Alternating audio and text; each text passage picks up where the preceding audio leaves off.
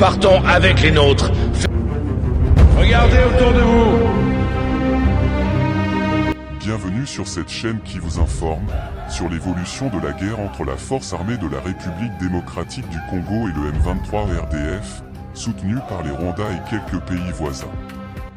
Abonnez-vous sur cette chaîne et cliquez sur la cloche pour ne pas rater les informations sur l'évolution de la guerre grâce en une carte évolutive. Commençons. Commençons dans le Rutshuru. Une force locale de la défense du territoire, les Wazalando, les VDP du CMC, FDP, en date du 10 janvier 2025, ont tendu une embuscade à un convoi de l'armée rwandaise M23 à Kanaba non loin de Moulimbi dans le groupement de Tombo, en chefferie de Bwito en territoire de Rutshuru. On signale la mort de plusieurs RDF, qui se dirigeaient vers le Massissi en renfort au M23. Neutraliser une jeep de l'ennemi avec tout son équipage. Donc rien ne reste comme un individu qui était à bord de ce véhicule. Le bilan n'est pas encore connu, mais le véhicule, la jeep a été vraiment incarcinée.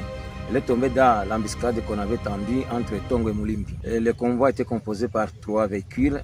Devant, il y avait un Kamaz, au milieu une Land Cruiser, derrière une Jeep. Alors on a ciblé Land Cruiser, on a vraiment poudrier.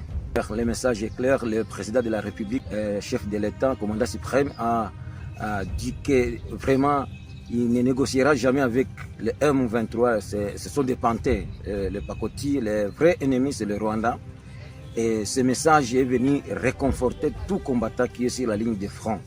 C'est un message vraiment que nous attendions toujours de lui. Et nous demanderions à tout Congolais d'être derrière le chef de l'État parce que vraiment c'est un président qui incarne la vraie vision de ce pays. Il connaît, identifier bien l'ennemi. Parce que s'il était un autre président devrait aller peut-être se pencher sur la question M23, pourtant on est agressé par les Rwandais. Donc il a aussi identifié l'ennemi et il a tout donné pour que cette guerre se termine. Alors nous devons nous tous s'allier derrière le chef de l'État. Oui, le cessez-le-feu toujours été à l'avantage de l'ennemi. Le dialogue on en a fait maintes fois. Il y a eu le dialogue de Sun City, il y a eu le dialogue de Damanileo. D'ailleurs, ce sont les résultats de ce dialogue, c'est la guerre qui est aujourd'hui. Alors, on a tenté en maintes reprises de faire des dialogues, mais le dialogue n'aboutit pas. Donc c'est la guerre qui est maintenant la dernière solution.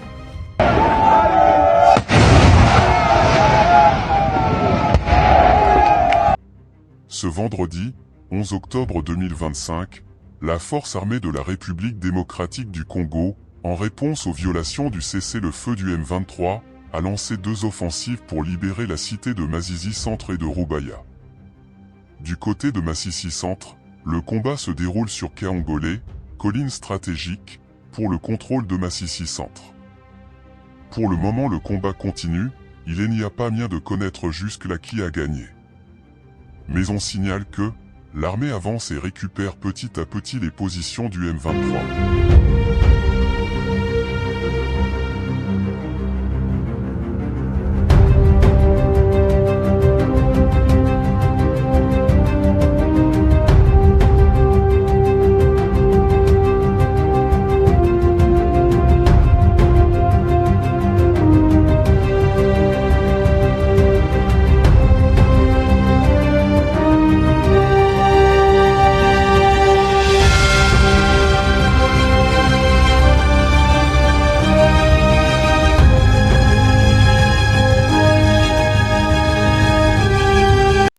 Plusieurs armes sont déjà récupérées et certains rebelles capturés.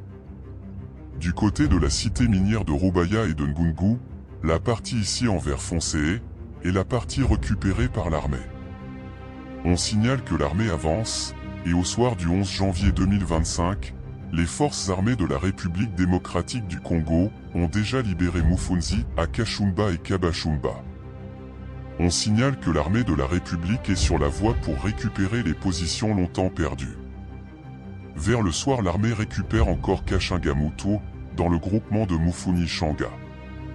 Il y a 2 jours, les forces armées de la République démocratique du Congo ont récupéré Ngungu et ses environs, une position très stratégique dans le territoire de Massissi, qui permet la descente vers Karouba, Mouré, Massissi Centre, Roubaya, même jusqu'à Mouchaki.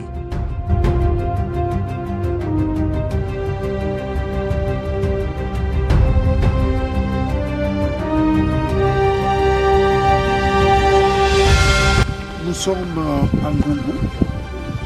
Vous êtes sans oublier que l'ennemi était en Ngongo et il continuait à larguer de bombes sur les déplacés, sur nos populations.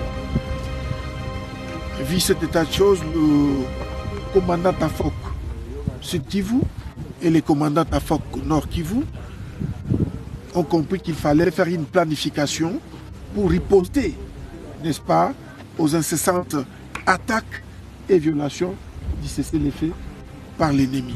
Et raison pour laquelle les forces armées de la République démocratique du Congo ont récupéré Ngungu et repoussé l'ennemi et sécurisé notre population qui rentre déjà en Ngungu comme vous venez de le constater. La situation est telle que les forces armées de la République démocratique du Congo, appuyées par les Ouazalendou, continuent à repousser l'ennemi en profondeur, de manière à ce que notre population soit vraiment protégée. Et c'est le travail que les forces armées de la République démocratique du Congo est en train de faire au moment où je suis en train de parler avec vous. Ben écoutez, nous observons les cessez-le-feu comme voulu par la hiérarchie. Mais il s'est fait que nous ne pouvons pas. Les forces armées de la République démocratique du Congo ne peuvent pas admettre que les tirs aveugles de l'armée rwandaise et ses alliés fassent du mal aux déplacés et à notre population. Et donc, l'opération Caterpillar 2, planifiée par le commandant Tafok Nord Kivu et le commandant Tafok Sud Kivu, a pour mission de riposter à toutes les violations du cessez-le-feu par l'armée rwandaise et ses multiples alliés. Ben, la population de Ngungu, qu'elle se mette à l'abri, son armée, accompagnée par les volontaires pour la défense de la patrie, sont en train de faire tout pour que la situation redevienne calme. Au moment où je vous parle, que notre population sache que son armée est en train de repousser encore l'ennemi en profondeur, de manière à ce que la population de Ngungu retrouve pleinement sa quiétude.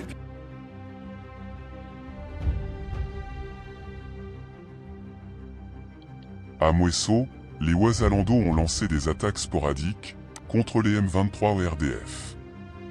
Le bilan n'est pas encore connu.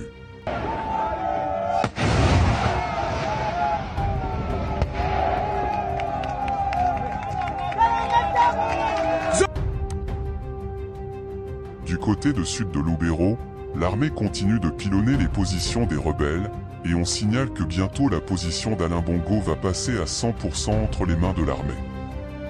Nous arrivons à la fin de notre vidéo. Abonnez-vous et cliquez sur la cloche pour ne pas rater la prochaine vidéo.